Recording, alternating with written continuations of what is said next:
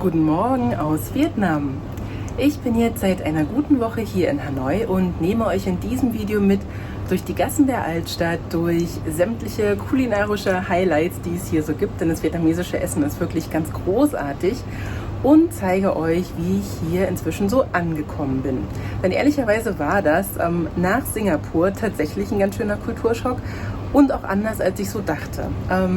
Nicht nur im positiven Sinn, und auch das würde ich euch zeigen. Also ich fand zum Beispiel, das kann ich jetzt schon mal sagen, den Einfluss der Einparteienlandschaft hier und diese ganz vielfältigen kommunistischen Symbole als DDR-Kind ganz schön gewöhnungsbedürftig.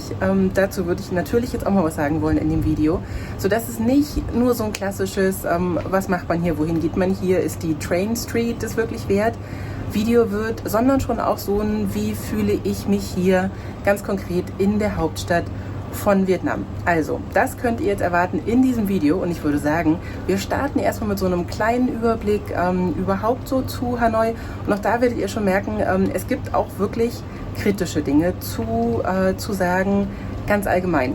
Aber natürlich ist es trotzdem auch eine wunderbare Stadt. Viel Spaß euch! Hanoi ist die älteste Hauptstadt Südostasiens und wurde schon 1010 gegründet, ist inzwischen also mehr als 1000 Jahre alt. Mittlerweile leben etwa 8,7 Millionen Menschen in der Stadt, und ganz deutlich erkennbar sind die Einflüsse aus der französischen Kolonialzeit und auch aus der Nähe zu China. Der öffentliche Nahverkehr ist überwiegend mit Bussen geregelt. Es gibt keine Straßenbahn mehr, aber inzwischen 2 U-Bahn-Linien und dazu unfassbar viele Motorräder.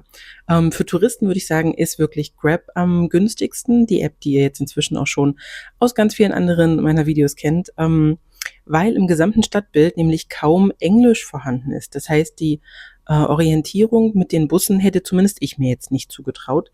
Wichtig ist aber bei Grab, dass ihr wirklich nur über die App buchen dürft und auf gar keinen Fall einen der vielen Fahrer nehmen solltet, die einen im Stadtbild so ansprechen. Die Grab-Jacken kann man hier nämlich an jeder Ecke kaufen, und außerhalb der App habt ihr dann keinerlei Sicherheit. Hanoi ist regelmäßig die Stadt mit der schlechtesten Luft weltweit, und auch die Flüsse und Seen in Hanoi sind stark verschmutzt, da mehr als 3/4 des Abwassers der Stadt direkt und ungeklärt dort hineingeleitet wird. Eine gute Reisezeit ist übrigens der Winter, denn da sind die Temperaturen hier so zwischen 16 und 24 Grad. Ab Mai, also schon jetzt, ist Sommer mit Temperaturen weit über 30 Grad und häufigen Niederschlägen, besonders im Juli und August.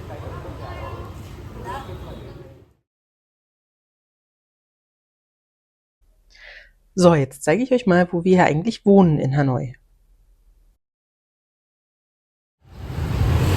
Okay, das ist die Straße. Lustigerweise direkt nebenan die Botschaft von Indonesien. So, dann hier Häuser.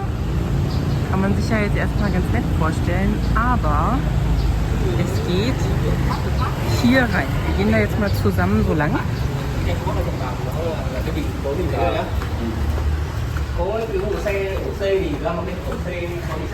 Und das ist hier tatsächlich auch richtig so.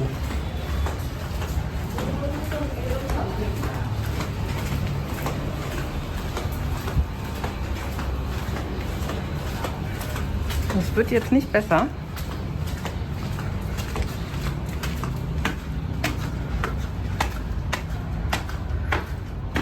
Fragt euch jetzt garantiert alle, okay, was soll das werden? Hat sie da jetzt schon Airbnb gebucht? Habe ich auch so gedacht. Ja.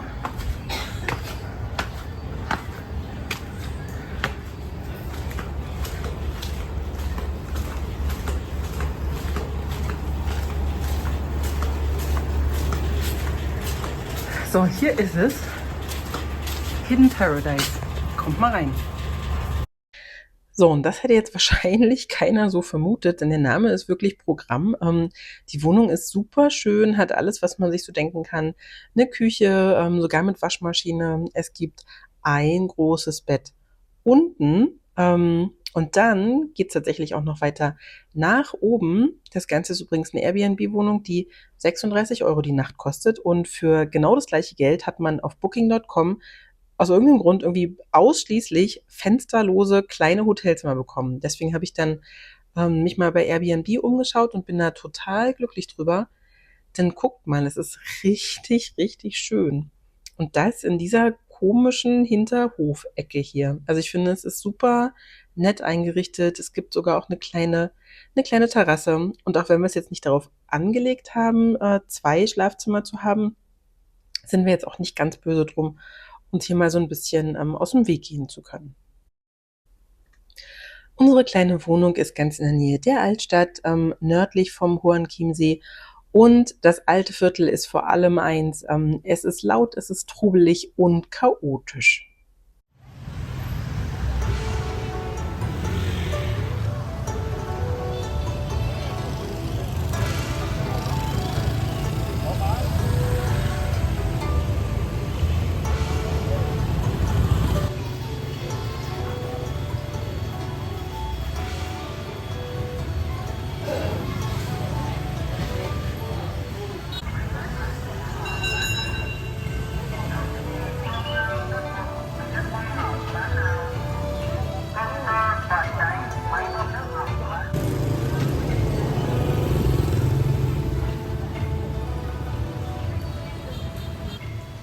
In der Altstadt kann man schon mal anfangen zu üben, über vietnamesische Straßen zu gehen, denn die Faustregel gilt, wenn man einmal losgegangen ist, nicht stehen bleiben, nicht zögern, einfach weitergehen und auf gar keinen Fall zurück.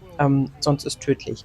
Und was ganz spannend ist in der Altstadt, ursprünglich waren das 36 Straßen und in jeder Straße gab es ein anderes Gewerk oder einen anderen Handel und zum Teil ist es bis heute noch so. Also hier seht ihr zum Beispiel die Straße der Metallhändler, Händler, was auch immer man halt irgendwie so aus Metall haben wollen würde. Hier gibt's ganz viel Obst und Gemüse. Die Straßennamen sagen häufig auch aus, was es für Straßen sind. Also wegen mir die Schmiedestraße oder die Rahmenmacherstraße. Ja, hier seht ihr ganz viel Kleidung. Und ich finde irgendwie schön, dass es sich bis heute so erhalten hat, die Tradition.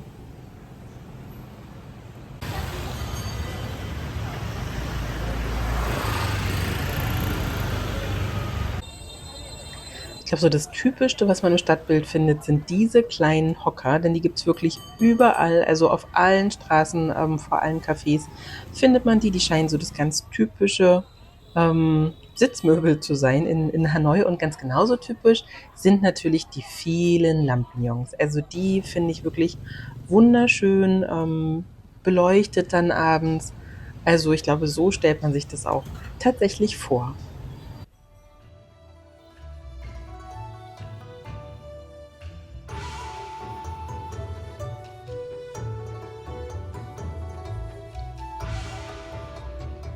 Jetzt zu den ganz typischen Sehenswürdigkeiten von Hanoi zählt zum einen die St. Joseph's Cathedral, die noch aus französischer Zeit stammt.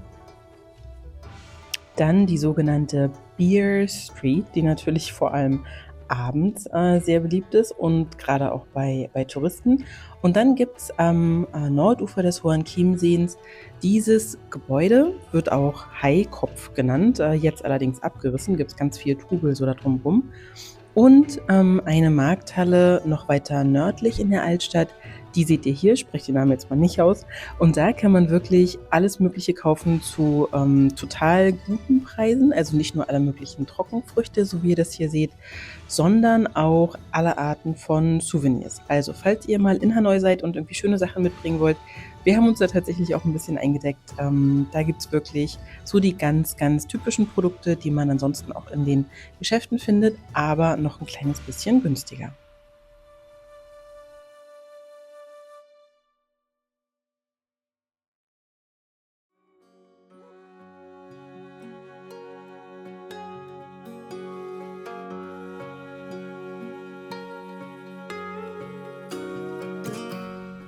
Der Hoan-Chiemsee ist 700 Meter lang und Zentrum des öffentlichen Lebens. Der Legende nach hat einer der vietnamesischen Könige aus alter Zeit in diesem See einer Schildkrötengottheit ein magisches Schwert zurückgegeben. Darauf spielt auch der kleine Tempel an, der auf einer Insel im See liegt. Der Nok Son Tempel aus dem 18. Jahrhundert ist mit dem Festland durch eine berühmte Brücke verbunden und die ist absolut beliebtes Fotomotiv.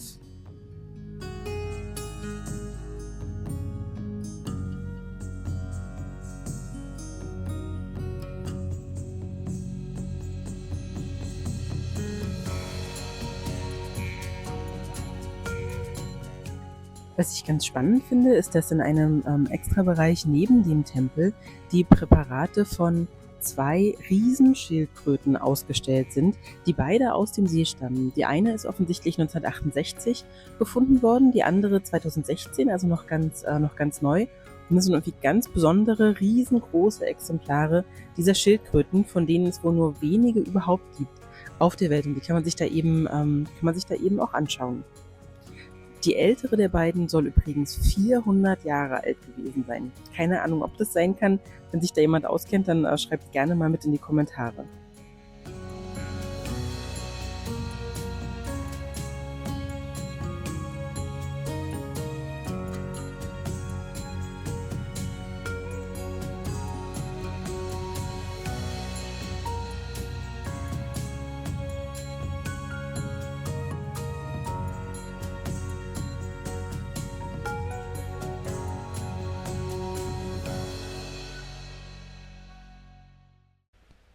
Eine noch relativ junge Sehenswürdigkeit in Hanoi, die aber wahrscheinlich viele von euch kennen, ist die sogenannte Train Street. Das ist unglaublich, was das für ein Touristenmagnet ist.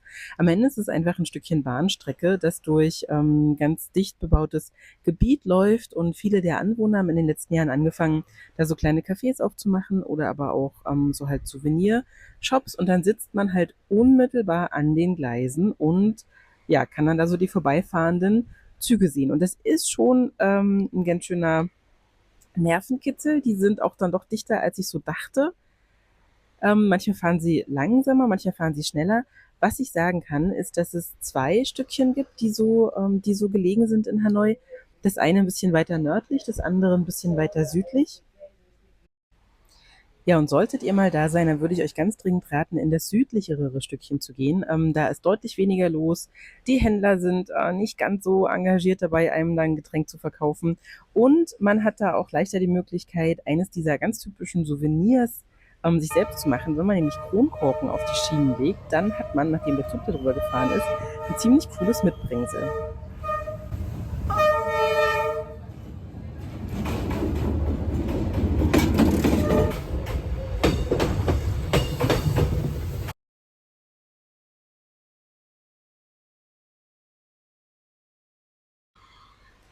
Eine wirkliche Entdeckung für mich war das vietnamesische Essen. Anders als zum Beispiel das thailändische oder auch indonesische ist es lange nicht so scharf gewürzt, dafür aber irgendwie ganz frisch und mit viel Gemüse, ganz leicht und trotzdem auch super, super lecker. Ihr seht jetzt hier so ein paar ganz klassische Gerichte, also Pho, so wird es hoffentlich richtig ausgesprochen, ist diese typische Suppe mit Glasnudeln, mit Gemüse, natürlich häufig auch mit Fleisch. Ich habe jetzt hier die vegetarische Variante. Also das ist eine Sache. Dann gibt's so diese ganz typischen Omelettes, die man sich am Ende wie eine Sommerrolle rollt. Und natürlich gibt es Banh Mi. Banh Mi ist noch so ein Überbleibsel aus der französischen Kolonialzeit. Ist also ein Baguette gefüllt mit typischen vietnamesischen Zutaten da, natürlich alle möglichen Arten von Fleisch, Gemüse, verschiedene Soßen. Ja, und jeder Stand hat da so sein eigenes Rezept, und wir sind hier bei einem, der irgendwie es geschafft hat, ich weiß nicht, durch Instagram vielleicht, zu so einem In-Ding zu werden. Wir haben da, glaube ich, wirklich über eine halbe Stunde angestanden, mal an diesem winzigen Stand. Am Ende war es aber wirklich auch richtig lecker. Also es hat sich gelohnt, aber es ist schon echt witzig, was da, und es gibt hunderte dieser Stände, ne, in Hanoi, dass nur dieser eine da so berühmt war, aber auch wir sind da hingegangen. Und dann natürlich vietnamesischer Kaffee. Also der ist, glaube ich, weltberühmt. Und natürlich habe ich auch so einen Eierkaffee probiert. Also einen Kaffee, der obendrauf ganz dick Eierschaum hatte. Der war so lecker. Also ich weiß, viele Leute mögen den auch nicht. Ich fand den ganz großartig. Und dann bekommt man natürlich aber in Hanoi auch westliches Essen, wenn man das möchte. Also es gibt ganz viele Cafés, die haben sich auf die westlichen Touristen quasi spezialisiert. Die sind super nett eingerichtet. Also da denkt man wirklich, man ist in so einem europäischen Café. Ihr seht hier so ein bisschen, wie schön das so auch alles gemacht ist. Und da kann man dann noch alles essen, was man so halt aus Europa kennt. Smoothie Bowls und Avocado-Toasts und sowas alles. Ja, und ein ganz besonderes Café, das Lotti entdeckt hat, muss also irgendwie auch so ein Instagram-Ding sein, ist das sogenannte Note Café. Und das macht, was der Name verspricht. Man bekommt da Notizzettel, so kleine, wenn man da reingeht, so viele wie man möchte und auch Stifte und kann dann da einfach Notizen hinterlassen. Und das haben mittlerweile so viele Menschen gemacht, dass alle 4 Etagen dieses Hauses restlos beklebt sind. Also von oben bis unten, man hat da eine tolle Aussicht über den See, sitzt da also in ganz, ganz schöner Lage und kann sich dann stundenlang damit beschäftigen, diese ganzen Notizen zu lesen und da auch selbst welche zu erstellen. Also die Tische sind inzwischen so dick mit Zetteln beklebt, dass die sich da biegen. Es ist wirklich unfassbar. Und man sieht da Nachrichten aus der ganzen Welt. Also das ist schon sehr einmalig.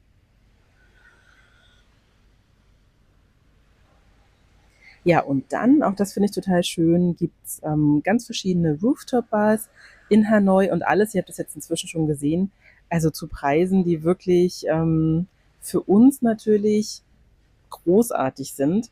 Und auch da haben wir uns irgendwie einen rausgesucht und haben da sehr leckere Cocktails getrunken für am Ende einen Bruchteil des Geldes, das wir bezahlt hätten, dafür in Europa. Also Essen und Trinken kann man in Hanoi wirklich großartig. Eine Sache, über die ich schon am Anfang kurz gesprochen habe und auf die ich noch mal kurz ein bisschen eingehen will, ist einfach, dass natürlich Vietnam ein kommunistischer Einparteienstaat ist. Und für mich als DDR-Kind, auch wenn ich damals noch ganz klein war, ist es total befremdlich gewesen, hier anzukommen und überall diese kommunistischen Symbole zu sehen und irgendwie auch so die Mentalität der Menschen mit wahrzunehmen. Denn mein Eindruck ist, dass die Leute hier weniger offen, weniger frei und weniger unbeschwert, vielleicht ist so das beste Wort, was ich so finden könnte, sind, als in den anderen südostasiatischen Ländern. Natürlich ist mir auch bewusst, dass Vietnam ein Land ist, das durch viele Kriege viel mitgemacht hat und das ist noch nicht so lange her. Also am Ende sind es irgendwie jetzt 50 Jahre. Hier waren gerade die großen Feierlichkeiten zur Wiedervereinigung Vietnams erst vor wenigen Tagen. Und ich glaube, das macht natürlich irgendwie schon was aus. Aber wirklich so diese Präsenz der Symbolik, ich will jetzt gar nicht Propaganda sagen, aber so der Symbolik im Straßenbild, da hatte ich irgendwie einfach nicht damit gerechnet. Und das war für mich ein bisschen befremdlich. Das aber, wie gesagt, ist ein rein persönlicher Eindruck, der hat nichts damit zu tun, wie schön hier die Landschaft ist, wie toll das Essen schmeckt, was man hier alles so machen kann. Aber ja, weiß ich nicht, Ho Chi Minh ist natürlich irgendwie allgegenwärtig. Und es ist schon anders. Ich glaube, anders ist ein fairer Begriff dafür. Anders.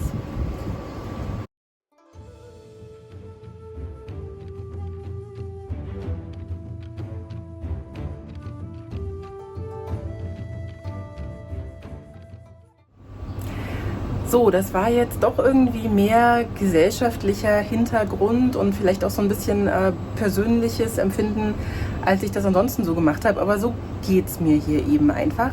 Es kann, glaube ich, auch nicht überall so sein, dass man sich total zu Hause fühlt. Und hier ist es jetzt noch nicht so. Ich hoffe aber, dass sich das ändert. Ich zeige euch in der nächsten Woche mal, wohin ich hier einen total spannenden Tagesausflug gemacht habe. Und dann natürlich, wie es hier für uns so weitergeht in Vietnam. Denn wir werden noch ein paar Wochen hier sein. Es gibt also noch ganz viel Möglichkeit, das Land besser kennenzulernen, damit dann auch die Menschen. Und ich bin mir ganz sicher, am Ende werden wir hier auch nicht wieder weg wollen. Gebt gerne dem Video einen Daumen nach oben, wenn euch diese Art des Erzählens gefallen hat. Und abonniert den Kanal, wenn ihr das nicht schon gemacht habt und wissen wollt, wie es für uns so weitergeht. Und dann wünsche ich euch bis zum nächsten Video alles Liebe und eine ganz schöne Woche.